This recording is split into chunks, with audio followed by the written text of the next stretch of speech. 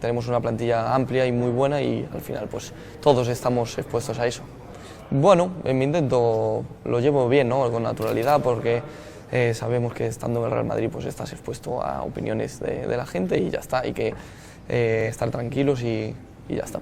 Sí, después del partido suelo desconectar, ir a cenar o ir con la familia a algún sitio y luego sí que me gusta siempre analizar los partidos que jugamos, ver en qué puedo mejorar, en qué puedo incidir un poco más y bueno, yo creo que es algo que me gusta. Bueno, bien, yo creo que lo llevas con cuidado, intentando no meter la pata nunca y sobre todo pues con los fans y intentándoles siempre pues mostrar ese lado más cercano que tenemos. Sí, bueno, es complicado, ¿no? Porque al final es un tema que no solo nos incumbe a nosotros, sino también a nuestras familias y bueno, estamos ya tomando medidas para que no vuelva a pasar. Durante estas 5 temporadas pues noto el cariño del Bernabéu siempre y bueno, muy contento por ello. Bueno, yo creo que tiene su lado positivo y su lado negativo. Al final pues son circunstancias que se dan y estoy muy contento de estar donde estoy. Bueno, yo creo que sí, ¿no? Estoy contento por ello. Todos los entrenadores que tuve a lo largo de mi carrera en Real Madrid pues